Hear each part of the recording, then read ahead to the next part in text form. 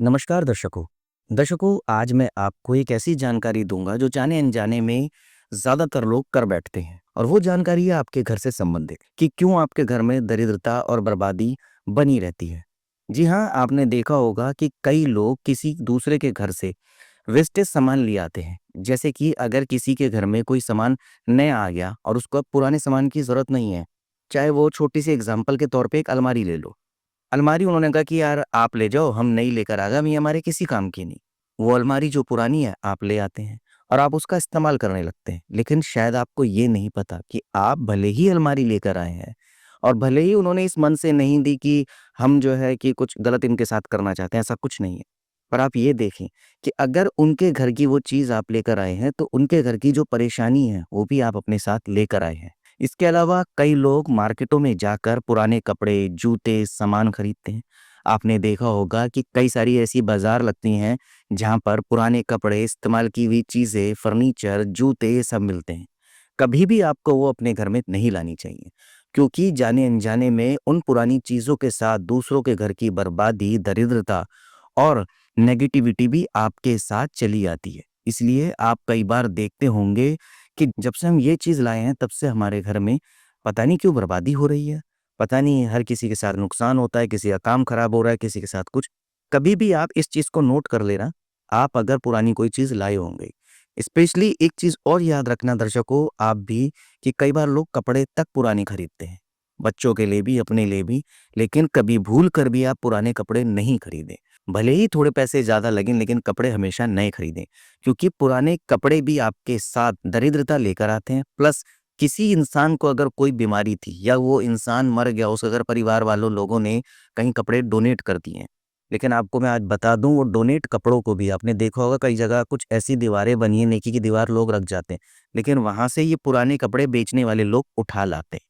अब आप सोचे कि वो इंसान मर चुका है या उसको कोई बीमारी थी या कोई भी चीज़, वो सारी चीज़ आपके पास ही तो आएँगी, किसी दूसरे के पास तो नहीं जाइए ना।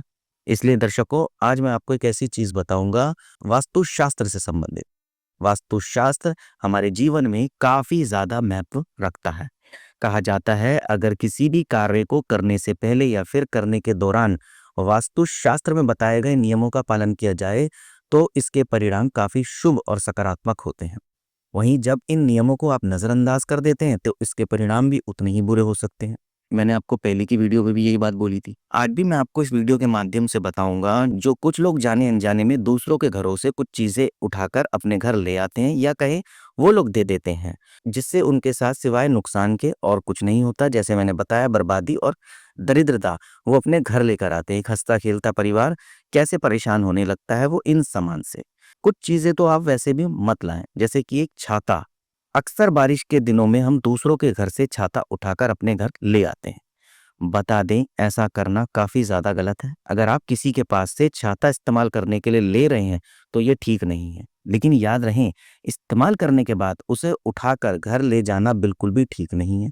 अगर आप किसी से छाता इस्तेमाल करने के लिए लेकर आते हैं, तो याद रहें वो छाता आप अपने घर पर ना ले जाएं।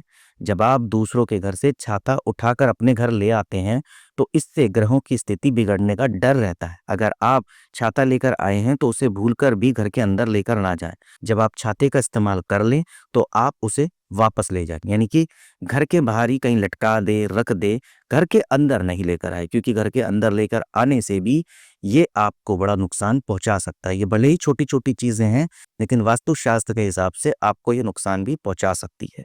इसके अलावा दर्शकों, चप्पल। आपको कभी भी दूसरों के घरों से जूते चप्पल लेकर अपने घर में नहीं आना चाहिए। आपको मैं ये भी बता दूं कि ये नेगेटिव एनर्जी होती है, वह आपके पैरों से ही निकलती है। यही कारण है कि आपको कभी भी दूसरों के जूते और चप्पलों का इस्तेमाल नहीं करना चाहिए। जब आप दूसरों के जूते और चप्पलों को पहनते हैं, तो उसके शरीर से निकली नेगेटिव एनर्जी आपके अंदर प्रवेश कर सकती है। इसलिए स्पेशली ध्यान रखिए। इसके अलावा वास्तुशास्त्र के अनुसार हमें कभी भी किसी और का पुराना फर्नीचर नहीं खरीदना चाहिए। जैसा मैंने आपको बताया भी, किसी अन्य के फर्नीचर को उठाकर अपने घर नहीं लेकर आना चाहिए।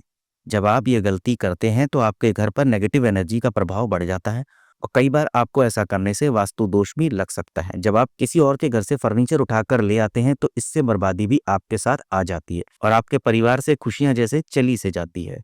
इसके अलावा दर्शकों, शुरू में ही मैंने बता दिया कपड़ों के बारे में, कपड़े लेकर कभी भी नहीं आना चाहिए। एक छोटी-सी बात बता रहा हूँ अपनी वीडियो खत्म करते हुए।